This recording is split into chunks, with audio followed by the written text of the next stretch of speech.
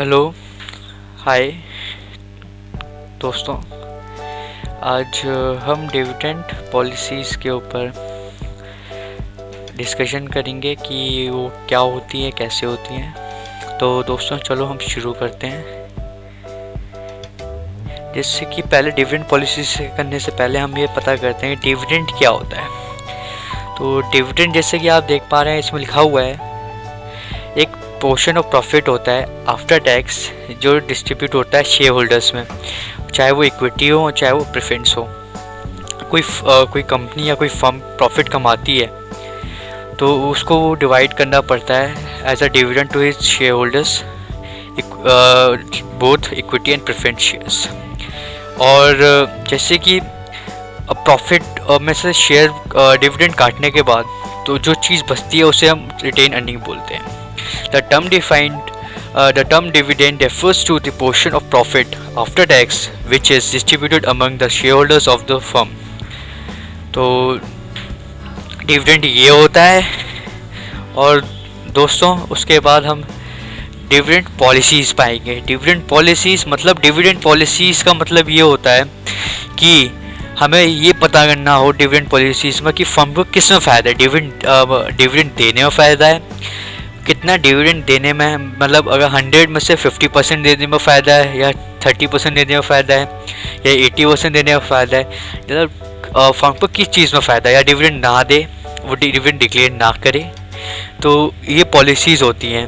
मतलब अगर कोई मैनेजर हो फर्म का तो वो कैसे डिसाइड करेगा कि उसको डिविडेंड देना है या फिर उसी प्रॉफिट को वो दोबारा री इन्वेस्ट करे या वो एज अ डिविडेंड डिस्ट्रीब्यूट करे, कितना अमाउंट डिस्ट्रीब्यूट करे।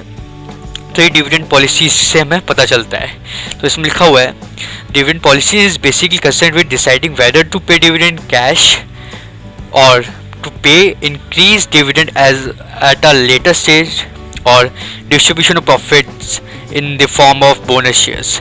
या तो आप अभी डिविडेंड पे कर दीजिए, नहीं तो लेटर स्टेज में आप बोनस शेयर भी कर सकते हैं, डिविडेंड को रिप्लेस करके आप बोनस शेयर भी डिस्ट्रीब्यूट कर सकते हैं। तो ये एक डिविडेंड पॉलिसी होती है, इसमें हमें डिसाइड करना होता है। जैसे हमें इन्वॉल्व डिसीजंस है टू रिटेन द अर्निंग्स, हमें अर्निंग्स को रिटेन करना है और उसको कैपिटल में इन्वेस्ट करना है या दूसरे पर्पज़ के लिए, या तो हमें डिविडेंड को डिस्ट्रीब्यूट कर देना है शेयर होल्डर्स के में, और to retain some earnings and to, मतलब कुछ रिटेन करना है और कुछ हमें एज अ डिविडेंड पे करना है। तो ये कुछ डिसीजंस हमें लेने होते हैं डिविडेंड पॉलिसीज़ में। अब आते हैं दोस्तों डिविडेंड थ्योरीज। तो डिविडेंड थ्योरीज के लिए समझाने के लिए मैंने एक ये टेबल सी बना रखी है। आप समझ सकते हैं कि डिविडेंड थ्योरीज दो तरीके की होती है, एक रेलेवेंस थ्योरी होती है और एक इनरेलेवेंस थ्योरी। मतलब रेलेवेंस थ्योरी मतलब आप समझ सकते हो, जो भी ऑथर या जो फिलोसफर थे वो उनका मानना था रेलेवेंस थ्योरी में कि डिविडेंड डिसाइड करने से जो फर्म की वैल्यू है वो इफेक्ट होती है। मतलब अगर आप डिविडेंड डिसाइड करोगे, मतलब आप पे करोगे या नहीं करोगे, तो उससे फर्म की जो ओवरऑल वैल्यू है वो बिल्कुल इफेक्ट होगी। तो ये रेलेवेंस थ्योरी वालों का था। और इररेलेवेंस थ्योरी मतलब आप डिविडेंड पे करो या ना करो, उससे आपकी फर्म की वैल्यू इफेक्ट नहीं होगी। इनका ये सब मानना था, जो भी फिलोसफर थे। तो मैं बता सकता हूँ जो रेलेवेंस थ्योरी वाले थे वो तो थे एक वॉल्टर, जो मैं हाईलाइट कर रहा हूँ। दूसरे थे गॉर्डन, इनका ये मॉडल है। ये इनका मानना था कि अगर डिविडेंड आप पे करते हो या नहीं करते तो उससे आपकी value of the firm change होगी, इफेक्ट होगी। और ये इनका मानना था। तो और इन रेलेवेंस थ्योरी में था Modigliani and Miller model and traditional approach. तो ये आप देख सकते हो Modigliani and traditional approach. इनका ये सब मानना था कि फर्म अगर डिविडेंड आप पे करते हो नहीं करते हो तो इससे कोई इफेक्ट होता नहीं है हमारी इसमें वैल्यू ऑफ द फर्म में, ये वैल्यू ऑफ द फर्म में। तो आगे चलते हैं।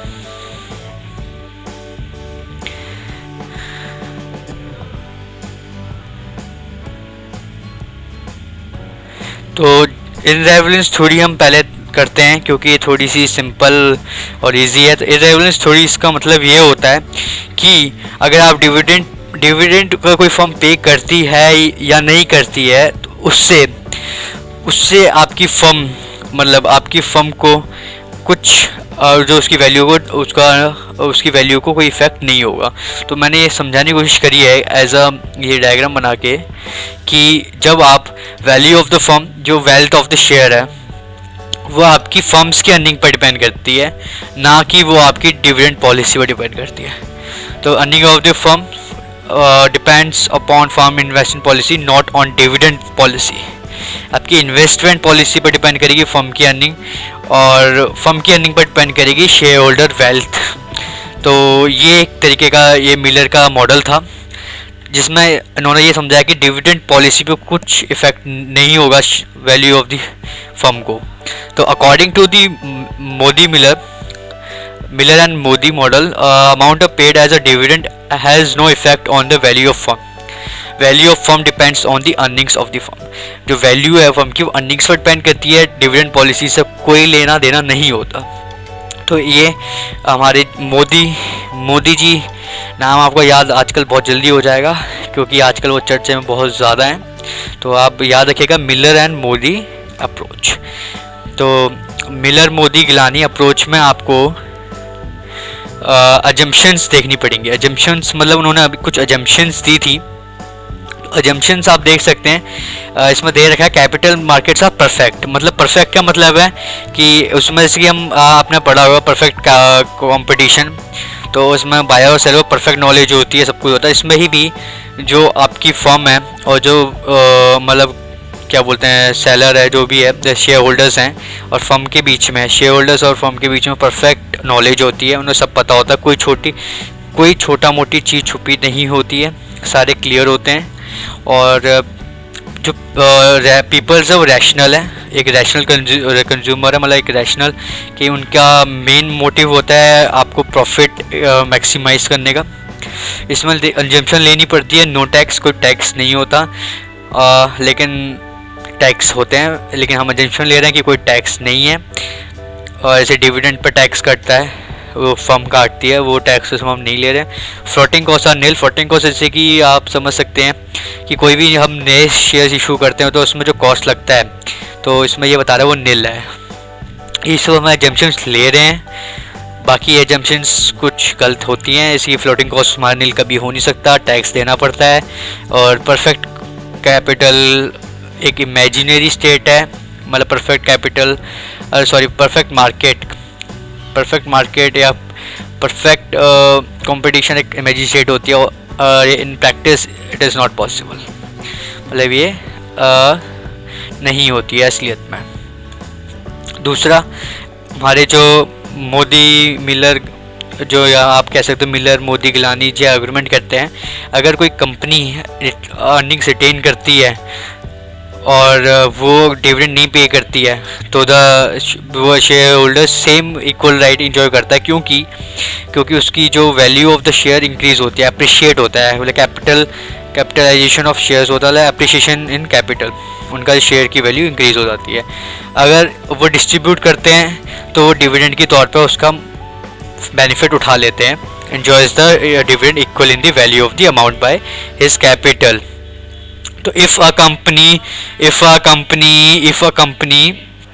तो ऐसे आप देख सकते हैं if a company retains earning instead of giving it out as a dividends, the shareholder enjoys capital appreciation equal to the amount of earning retained. उतनी अमाउंट की अगर रिटेन हुई है उसकी अर्निंग, उतनी अमाउंट की वो कैपिटल एप्रिसिएशन होती है। If it distribute earnings by the way of dividend instead of retaining it, shareholder enjoys the dividend equal in the value to the amount by which his capital would have appreciated and had the company chosen to retain its earnings.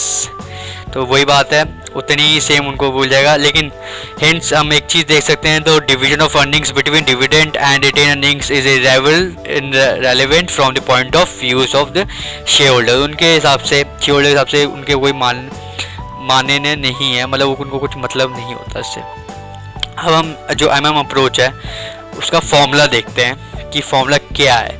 तो आप देख सकते हैं कि ये P0 है, वो हमारा प्रेजेंट मार्केट शेयर का प्राइस है P0, 1/1 प्लस के ई हमारा आप देख सकते हैं कॉस्ट ऑफ इक्विटी शेयर्स है जो मैंने नीचे लिख रखा है, और D1 हमारा डिविडेंड है, और P1 हमारा market price at the time, मतलब एक ईयर के बाद, एंड ऑफ द ईयर, एक ईयर के बाद जो हमारा मार्केट प्राइस है डिविडेंड का वो ये है। तो ये एक इक्वेशन है जो मोदी मिलर ने दे रखी है, इसे हम इक्वेशन 1 मान लेते हैं और आगे चलते हैं। अब इसमें हम एक एज्यूम करते हैं कि फर्म को हम सर्टेन इन्वेस्टमेंट करनी पड़ी 1 साल के बाद, 1 साल के बाद उन्होंने इन्वेस्टमेंट करी। तो इन्वेस्टमेंट के लिए आप कहाँ से क्या करोगे, तो इसमें मैंने ऐसे हमें आप देख सकते हो eight the end of the year उनको एक इन्वेस्टमेंट करनी पड़ी। तो the amount invested will be either financed by fresh issue और बाय रिटेन अर्निंग्स। या तो आपके पास जो रिटेन अर्निंग्स आपने बचा रखी है उससे आप वो इन्वेस्टमेंट में इन्वेस्ट कीजिए, या तो आपको नए शेयर्स इशू करने पड़ेंगे। तो अगर हम फ्रेश इशू करते हैं तो हम कितना अमाउंट फ्रेश इशू के लिए करेंगे वो हमने देखा, इन्वेस्टमेंट माइनस रिटेन अर्निंग्स। फिर हमने उसको थोड़ा सिंप्लीफाई कर दिया, रिटेन अर्निंग्स को हमने टोटल अर्निंग्स में से हमें डिविडेंड माइनस करने वाले डिविडेंड हमने कितना पे करा था। फिर उसके बाद हमें अगर फ्रेश इशूज़ पता करने होंगे, नंबर ऑफ़ शेयर्स जो हमने निकाले हैं इसमें, और इनटू में हम जो उस टाइम का हमारा प्राइस होगा शेयर का एंड ऑफ द ईयर में। तो इसको हम एक सिंपलीफाई उसमें मैं आपको समझाने की कोशिश करता हूँ इसमें कि अगर इन्वेस्टमेंट करनी है तो 2 तरीके से होंगी। पहले फ्रेश इशू ऑफ शेयर से होंगी, तो उसके लिए M इंटू P1, M यहाँ पर हमारा नंबर ऑफ़ शेयर्स इशूड, मतलब नए शेयर्स जो इशू होंगे एंड लास्ट में जाके एंड ऑफ द ईयर में, वो हमारा M है, और P1 हमारा प्राइस है, ये P1 हमारा वो भी एंड ये प्राइस इनका है जो एंड ऑफ द ईयर में हमारा डिविडेंड उसका शेयर का प्राइस होगा P1 हमारा वो है। और दूसरा तरीका होता है रिटेन अर्निंग्स। रिटेन अर्निंग्स मतलब टोटल अर्निंग्स माइनस डिविडेंड, मतलब अगर टोटल हमारी इनकम हुई 1 लाख में से 50,000 का हमने डिविडेंड भाग दिया तो हमारे पास रिटेन अर्निंग्स कितनी बची, 50,000। ये इस तरीके से मैं आपको समझा रहा हूँ। अब हम फॉर्मूला देखते हैं इन्वेस्टमेंट कैसे करेंगे हम। ये I फॉर इन्वेस्टमेंट होता है is equal to retain earnings plus fresh issue. मतलब इन्वेस्ट हम जब करेंगे जैसे करेंगे कि अगर रिटेन अर्निंग जितना हमारा बचा है वो, और ऐसी अगर हमें 2 लाख की इन्वेस्टमेंट तो 1 लाख के हम रिटेन अर्निंग मानते हैं, 1 लाख के फ्रेश इशू मानते हैं। इसका मतलब ये है। फिर अब आप इसको हम थोड़ा सिंप्लीफाई करते हैं। अब रिटेन अर्निंग्स क्या हो सकती हैं, अर्निंग्स माइनस डिविडेंड जो हमने यहाँ दे रखा है, आप देख सकते हैं retain earnings total earnings minus dividend, तो टोटल अर्निंग्स ई हो जाएगा माइनस ND1, मतलब ये नंबर ऑफ शेयर्स इनटू में डिविडेंड, एन का मतलब जो प्रेजेंट शेयर्स हैं वो यहाँ पर दे रखा है, प्लस MP1 मतलब फ्रेश इशू ऑफ शेयर्स जो MP1 यहाँ पर मैं ये शो कर रखा है। जब इसको हम सिंप्लीफाई करेंगे तो हमारे पास ये हमारे पास ये फॉर्मूला आ जाएगा। ये फॉर्मूला हमें यूज़ करना होता है MP1 is equal to I minus bracket earnings minus D1, ये हमारे पास फॉर्मूला है। और लास्ट में हम इसको और भी सिंप्लीफाई कर लेते हैं इस फॉर्मूला को, जिसमें हम ब्रैकेट खोल देते हैं और सिंप्लीफाई हो जाता है। तो इसको हम इक्वेशन 2 लेके चलते हैं। तो अगर इन्वेस्टमेंट होगी तो हमें फ्रेश इशू से मिलेगा और रिटेन अर्निंग्स, तो इन्वेस्टमेंट होगा R प्लस FI, तो I is equal to investment is equal to earnings minus number of shares into में डिविडेंड। ये number of shares present shares हैं जो स्टार्टिंग में हमने इशू करे थे, और प्लस जो फ्रेश इशू हम करेंगे वो। और फ्रेश इशू की वैल्यू पता करने के लिए हम इसको यहाँ ले जाएंगे और ये हमारा एक फॉर्मूला बन जाएगा। अब हम चलते हैं मोदी मिलर के फॉर्मूले को टेस्ट करने के। टेस्ट करते हैं तो पहले हम जो पहली इक्वेशन उसकी ले लेते हैं कि जो प्रेजेंट वैल्यू ऑफ शेयर्स है वो D1 प्लस P1, मतलब एंड ऑफ द ईयर में जो भी हम कुछ इन्वेस्ट कर रहे हैं, हम शेयर्स ले रहे हैं या कुछ भी कर रहे हैं, तो लास्ट में हमें डिविडेंड और शेयर का प्राइस मिलेगा। तो हमने प्लस करके और ये हम फॉर्मूला यूज़ कर लेते हैं। अब इसमें हम दोनों साइड्स को n से मल्टीप्लाई कर देते हैं। जब हम इनको साइड्स को n से मल्टीप्लाई करते हैं तो ये NPO और ND1 और NP1 हमें मिल जाता है अपॉन में 1 प्लस KE। तो ये कॉस्ट ऑफ द इक्विटी है। और फिर इसमें हम ऐड करते हैं MP1 और माइनस करते हैं NP1। तो हम इसमें ऐड कर रहे हैं, ये मैं आपको दिखाता हूँ। ये NP1 हमने माइनस किया और ये NP1, बात सेम ही पड़ती है, प्लस करो माइनस करो बाद एक सेम ही है। अब इसके अंदर हम वैल्यू पुट कर देते हैं। ये देखिए MP1 की, इसमें हम वैल्यू पुट करेंगे MP1 की, जो हमने पहले अभी जो हमने यहाँ से इससे, ये आप देख सकते हो, ये मैंने थोड़ा हाईलाइटेड कर रखा है। इस वैल्यू को हम पुट कर देंगे इस इक्वेशन में MP-1 में। तो जैसे हम इसको पुट करेंगे आप देख सकते हो मैंने ये पुट कर दी है। ND1 plus NP1 minus bracket में ये मैंने वैल्यू पुट करी है प्लस MP1 और नीचे ब्रैकेट। जैसे ही मैं इसको सॉल्व करता हूँ, ब्रैकेट खोलता हूँ, तो आप देख सकते हैं कि इसमें मेरा D1 कैंसिल हो जाता है, ये दोनों कैंसिल हो गए। उसके बाद मेरे पास सिर्फ NP1 minus I plus E plus MP1 upon 1 plus E। तो ये मोदी मिलर का समझाने का तरीका है कि आप ये ज़रा इसमें देखिए, इसमें कहीं डिविडेंड है, इस इक्वेशन में जो मैंने ये कर रखी है इसमें कहीं डिविडेंड है, इसमें कहीं डिविडेंड कोई चीज़ आपको दिख रही है? नहीं है। मोदी मिलर भी, उसको मैंने थोड़ा सिंप्लीफाई करके यहाँ लिख लिया है। ये भी हमारा एक फॉर्मूला है, ये हमारा एक फॉर्मूला है, इसको आप देखिएगा। तो इसमें आप देखिएगा कि डिविडेंड है। हमने शुरुआत हमने जो स्टार्टिंग करी थी आप देख सकते हो, हमने डिविडेंड से शुरू करी थी। मतलब हाँ, मोदी मिलर भी ये कह रहा है कि हम भी ये सोच के चलते हैं कि डिविडेंड और हमें प्राइस हम पे मैं इन्वेस्ट प्रेजेंट वैल्यू हमारी डिपेंड करेगी, हम भी सोच के चल रहे हैं। लेकिन जब वो इसको सॉल्व करता रहता है, इसमें सॉल्व करता है, तो लास्ट में आके जो रिज़ल्ट है उसमें आप देखिए कि आप डिविडेंड चाहे 50 दिए, चाहे 0 दीजिए, चाहे आप 100 का 100 दीजिए, इस इक्वेशन है वैल्यूएशन ऑफ फर्म, ये फॉर्मूला जो है वो वैल्यूएशन ऑफ फर्म का है। इससे आप वैल्यूएशन ऑफ फर्म पता कर सकते हैं। इसमें कहीं भी डिविडेंड है ही नहीं, तो आप चाहे 50 दिए 100 दीजिए, value of the firm remains same. इसी चीज़ को मैं आपको एक न्यूमेरिकल से समझाने की कोशिश करूँगा। तो ये न्यूमेरिकल है, एक कंपनी है विक्टर कंपनीज लिमिटेड, जिसके पास 80,000 शेयर्स है। आप लिखते जाइए, उसके पास 80,000 शेयर्स हैं और जो आउटस्टैंडिंग है, और जो करंट मार्केट प्राइस उसकी है 15 रुपीज़ पर शेयर, एक शेयर की 15 रुपीज़ है। और कंपनी एक्सपेक्ट करती है 2,40,000 का profit during the year, and it belongs to risk class for which appropriate capitalisation rate has been estimated. जो हमारा KE हो जाएगा, मतलब इक्विटी कैपिटलाइजेशन, जो रेट ऑफ इक्विटी कैपिटलाइजेशन है वो 20% हो जाएगा, ये लिख लीजिए आप।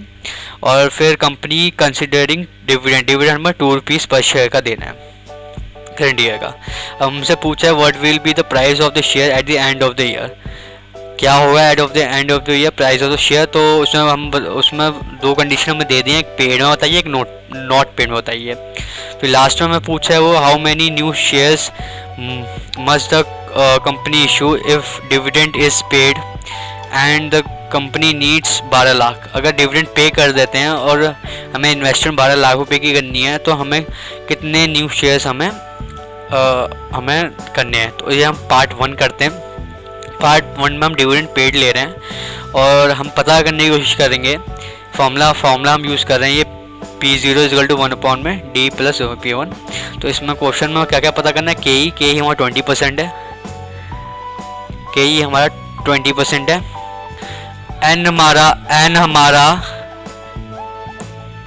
हमारा नंबर ऑफ शेयर्स है। नंबर ऑफ शेयर्स पीछे हम अभी क्वेश्चन में देखते हैं, तो 80,000 से हमारा नंबर ऑफ शेयर दिया, तो N हमारा 80,000 है। P0 हमारा 15 दे रखा है। करंट मार्केट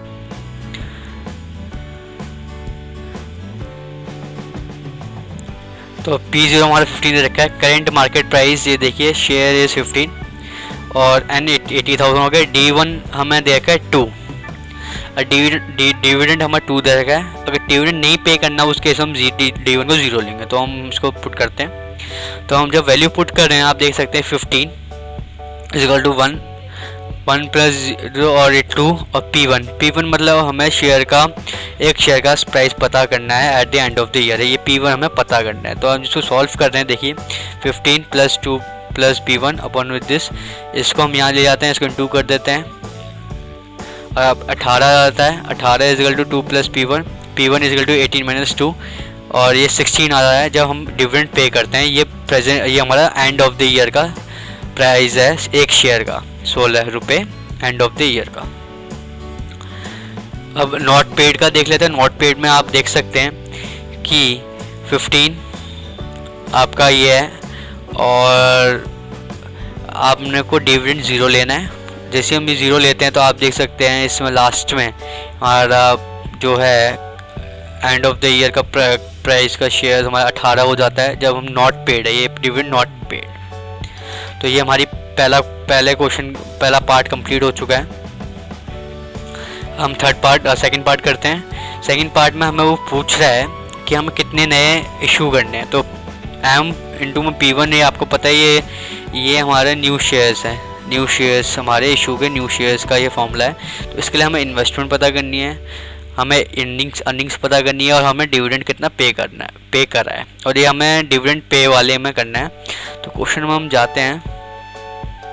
क्वेश्चन में हमें पता करना है अर्निंग्स हमारी 2,40,000 है, इन्वेस्टमेंट हमें 12 लाख की करनी है और डिविडेंड पर शेयर 2 है तो इनटू में 80,000 हो जाएगा। तो ये फॉर्मूला हमने आप देख सकते हो, ये फॉर्मूला है हमारा न्यू शेयर्स पता करने का, न्यू शेयर्स। तो जैसे हम इसको पुट करते हैं एम हमारा 16 हो जाएगा क्योंकि हमने पेड करा है। P1 हमारा 16 है, एम हमें पता करना है एम क्या है। तो ये देखिए ऐसे हम इसको, और 12 लाख हमारी इन्वेस्टमेंट है, 2,40,000 हमारी इनकम है और 80,000 टू में 2 ये हमारा डिविडेंड है। पहले हमने डिविडेंड कितना पे करा है।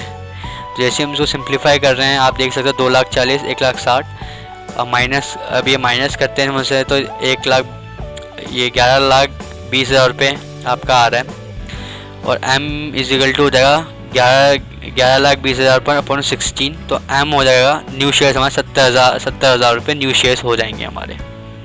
ये जब हम डिविडेंड पे करा है। तो ये हमारा क्वेश्चन के हिसाब से सब कंप्लीट हो चुका है दोस्तों। लेकिन अब हम इसमें थोड़ा सा और एडवांस सा कर लेते हैं। अब हम जब हम डिविडेंड पे नहीं करते, जब हम देखते हैं हमें कितने शेयर इशू करने हैं, तो डिविडेंड नॉट पेड में भी हम सेम फॉर्मूला वही इस्तेमाल करेंगे। इसमें फॉर्मूले में हमारा है M इंटू में P1 equal to I minus bracket में E और total earnings minus total dividend paid. तो आप देख सकते हैं M इंटू में P1 हमारा 16 है, जो डिविडेंड नॉट पेड में हमने P1 हमारा 18 लेना है, नॉट पेड में 18 है और उसमें 16 है तो इसमें हमारा 18 है। 12 लाख हमें इन्वेस्टमेंट करनी है, 2,40,000 की हमारी इनकम हुई है और डिविडेंड हमारा हम पे करा ही नहीं है तो हमारा यहाँ 80,000 टू 0 हो जाएगा। तो आप देख सकते हो कि यहाँ पर 0 हो चुका है, ये 0 हो चुका है और जैसे हम इसको माइनस करेंगे तो हमारा 9,60,000 रुपये आ जाएगा और इसको हम डिवाइड करेंगे तो हमारी M की वैल्यू आ जाएगी इसमें 53,000.33 अप्रॉक्स न्यू शेयर्स हम इशू करेंगे। तो ये दोस्तों उसमें 70,000 इशू करने, इसमें सिर्फ 53,000 शेयर्स इशू करने। तो अब हम वैल्यूएशन ऑफ फॉर्म बताते हैं। अब हम उस मोदी मिलर के फॉर्मूले को या उसके कॉन्सेप्ट को जस्टिफाई करते हैं। तो वैल्यूएशन ऑफ फॉर्म के लिए मैंने आपको फॉर्मूला वहाँ बता रखा है NPO equal to N plus M P1 minus I plus E और 1 प्लस KE। तो इसकी हम वैल्यू पुट करते हैं। N हमें पता ही हमारी 80,000 है और ये डिविडेंड पेड है, हम डिविडेंड पेड वाला पहले देख रहे हैं। तो M हमारा 70,000 है डिविडेंड पेड में, जो अभी जस्ट हमने निकाला है। P1 हमारा 16 था और 12 लाख इन्वेस्टमेंट कर रहे हैं और अर्निंग 2,40,000 है और KE हमारा 0.2 हमारा 20%। जब हम सिंप्लीफाई करते हैं इसको प्लस करते हैं तो ये हमारा 1.5 लाख इंटू 16 माइनस 14,40,000 अपॉन 1.20 और ये जब हम इसको इंटू करते हैं तो 24 लाख माइनस 14,40,000 तो 9,60,000 डिवाइड बाई दिस। तो वैल्यूएशन ऑफ फर्म हमारी 8 लाख रुपये है ये डिविडेंड पेड में है। अब हमें मोदी मिलर का फॉर्मूला जस्टिफाई करना है, उसके लिए हम डिविडेंड नॉट पेड में भी देखते हैं हमारा कितना आता है। सिमिलरली हम जब फॉर्मूला पुट करते हैं n+m P1 नॉट पेड में, तो आप देख सकते हैं n हमारा 80,000 है और m हमारा नॉट पेड में, मतलब न्यू शेयर्स हमारे 53,333। तो आप देख सकते हैं ये आपके m 53,333.333 है और आपका P1 इसमें नॉट पेड में हमारा 18 है। ये आप थोड़ा ध्यान से देखिएगा, P1 हमारा जो है वो 18 है और 12 लाख की इन्वेस्टमेंट और अर्निंग हमें 2,40,000 है। तो जैसे हम इसको पुट करते हैं दोस्तों, तो ये देखिए 1,33,333 इंटू में 18 माइनस 14,40,000, तो ये 23,999.99994 माइनस 14,40,000। इसको जैसे हम इससे डिवाइड करेंगे, ये इस माइनस करने के बाद तो ये आता है 9,59,999.994 डिवाइड बाय 1.20। तो आप देखिए जो ये वैल्यूएशन ऑफ फर्म आई है हमारी 7,99,999.995, मतलब अगर इसको हम राउंड ऑफ करते हैं वो 8 लाख हो जाएगी। 8 लाख हो जाएगी जब उसको हम राउंड ऑफ करेंगे, इस चीज़ को हम करेंगे तो हमारी ये 8 लाख के बराबर हो जाएगी दोस्तों। तो मतलब अगर डिविडेंड पे करते हैं, ये हमने डिविडेंड नहीं पे करा तो भी हमारा 8 लाख मान के है ये, और अगर डिविडेंड हम पे करते हैं तो भी हमारा ये 8 लाख है। तो मोदी मिलर यही कहना चाहता है कि डिविडेंड आप डिविडेंड पे कीजिए या ना कीजिए, आपकी वैल्यूएशन ऑफ फर्म सेम रहेगी। ये अगर आप 0.999 है तो आपको पता है पॉइंट के बाद 9 हो तो राउंड ऑफ होके यहाँ पे ये 8 लाख ही हो जाएगा, ये आपको पता ही है। तो मोदी मिलर यही बताना चाहता है डिविडेंड आप पे कीजिए या ना कीजिए, आपकी वैल्यूएशन ऑफ फर्म सेम ही रहेगी। तो आप फिर से ये क्वेश्चंस आप देख सकते हैं। इस इक्वेशन से मैं यही समझना चाहता था आपको कि ये वाले फॉर्मूले में कहीं डिविडेंड है ही नहीं, तो इसका कोई डिविडेंड आप पे कीजिए नहीं कीजिए, आपकी वैल्यूएशन फर्म सेम ही रहेगी। और ये क्वेश्चन आप फिर से पढ़ सकते हैं दोस्तों।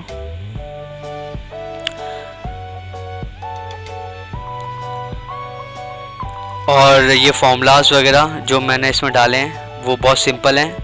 अब वैल्यूएशन फॉर्म हमने निकाल लिया। लास्ट में क्रिटिसिज्म ऑफ एमएम मॉडल, मतलब क्रिटिसिज्म मतलब इसमें कुछ कमियां हैं, जैसे कि हमारा कोई नो परफेक्ट कैपिटल मार्केट नहीं होता, ये इमेजिनरी मान के चलिए, एक सोच सकते हो आप, लेकिन असलियत में नहीं होता। और यहाँ पे ट्रांजैक्शन कॉस्ट में नील दे रखी है, फ्लोटेशन कॉस्ट नील दे रखी है एजेंशन ने, लेकिन असलियत में ये दोनों कॉस्ट होते हैं। क्योंकि हम नए शेयर्स इशू करेंगे, हम ये ट्रांजैक्शन कॉस्ट और फ्लोटेशन, हम नए शेयर इशू करेंगे, कुछ भी करेंगे तो हमें ये कॉस्ट उठाना पड़ता है। और लैक ऑफ रेलिवेंट इन्फॉर्मेशन, मतलब कुछ उसमें परफेक्ट कैपिटल मार्केट दे रखा है तो उसमें परफेक्ट नॉलेज होती है बहुत कम फर्म को और बहुत कंज्यूमर या शेयर होल्डर्स को। तो इसमें रियलिटी में ऐसा नहीं होता है, कहीं कहीं इंफॉर्मेशन को छुपाया जाता है। और उसमें लिखा हुआ है कि नो टैक्स, लेकिन यहाँ टैक्स होते हैं कि कॉर्पोरेट टैक्स होता है, शेयर होल्डर जो फर्म को पे करना पड़ा डिविडेंड पे। अगर वेल्थ इंक्रीज़ होगी शेयर होल्डर के, मतलब शेयर होल्डर के शेयर इंक्रीज़ होंगे तो उस शेयर होल्डर को भी टैक्स देना पड़ेगा, तो टैक्स होते हैं। और नो फिक्स इन्वेस्टमेंट पॉलिसीज़, असलियत में कोई फिक्स इन्वेस्टमेंट पॉलिसीज़ नहीं होती हैं। और इन्वेस्टर यही चाहता है आज के टाइम पे कि आज की इनकम कमा ले, फ्यूचर का बहुत कम लोग सोचते हैं। तो ये क्रिटिसिज्म ऑफ एफएम मॉडल है दोस्तों। तो दोस्तों मैं आपसे यही कहूँगा कि आपको वीडियो अच्छी लगी हो तो प्लीज़ मेरी वीडियो को लाइक कीजिएगा। थैंक यू दोस्तों।